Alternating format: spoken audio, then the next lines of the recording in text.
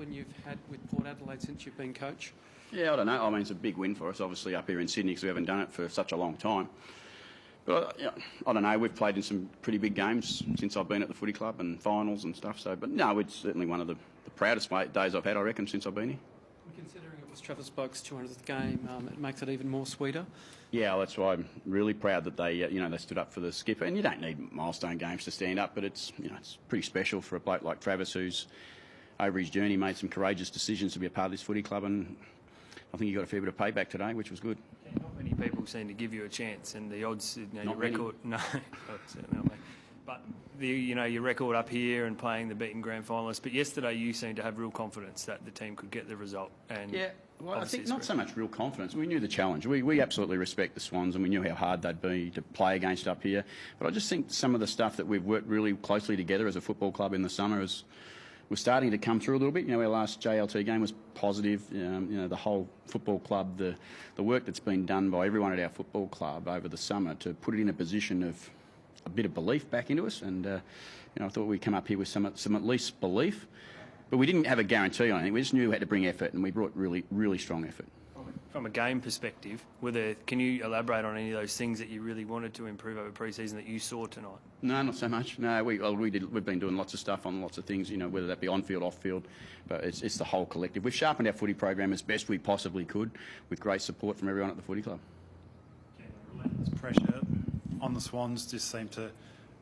You didn't allow them to have any sort of space at all. They looked at times when they might get away, and the boys sort of just clamped it up again, and that relentless pressure, you must have been wrapped with that. Yeah, I was, and I think they did that back to us quite a bit too. I think, they would be saying they put us under a fair bit of pressure too, and I thought that's what it was. It was a really contested type of football match out there today, and the conditions after half-time made it a bit tougher and slipperier. So, when you can match the Swans in that area, it's always a good day.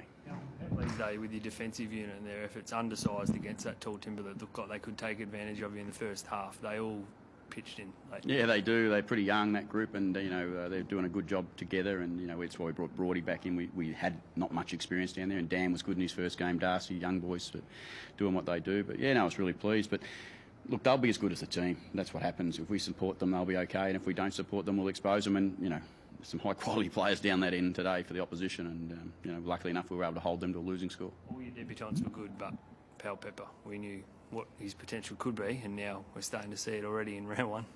What do you think of his day? Yeah, I'm sure there's some people, our recruiters and our list managers, who'd be very, very pleased with some of the decisions that were made in the off-season now. And, we love what all our boys that have come to the club this year. We've gone after a certain style of footballer, and today Sam demonstrated that really well for us. It's his first game. He's got lots of footy to play yet, but, he certainly brings the part of the game that you love the most, and that's that competitiveness.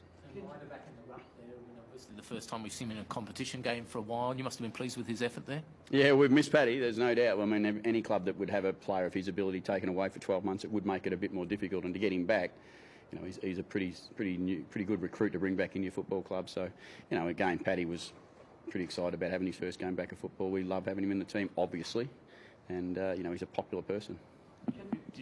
Did you feel that your inside 50s in the second half, Ken, were more composed than the first, where you may have made wrong decisions or blazed away? Yeah, I hope so. I think that's probably good observation that we're able to use the ball a little bit more effectively. And I think we kicked 110 or something total score, which is obviously a really good score against a tough defensive team. So that was a real tick for us.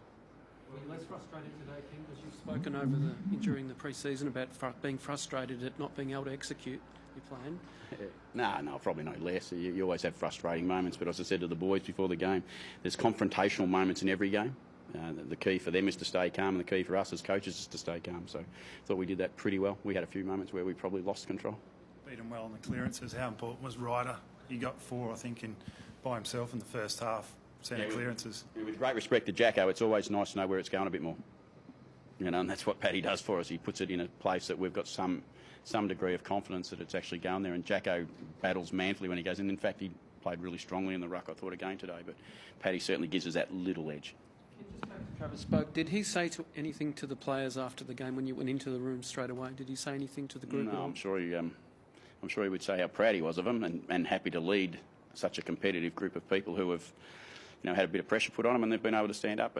But it's one game. It's only one game. It's a long, but it's a great start for us as a football club. It's a tough start to the footy season, and these early wins can obviously help you. 100-odd point turnaround, I guess, tonight, right from Remind me of that. the last time you were sitting out. Yeah, what's changed in that time? Oh, probably lots, I'm sure. Lots. Sydney Swans were, this time last year, they were flying. They did that to a lot of sides, right through the finals and everything, bar the last game.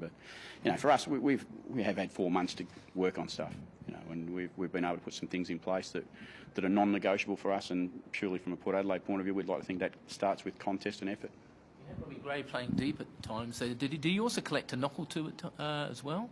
Oh, I'm sure. Yeah, probably. He probably had a couple. But Robbie, one of our strategies was to probably try and force some goal, some pressure on their front half with their defenders because they're so strong. And put Robbie, Chad there together makes it a little bit more dangerous for them to try and come off their opponents. Thank you. No injuries. All good.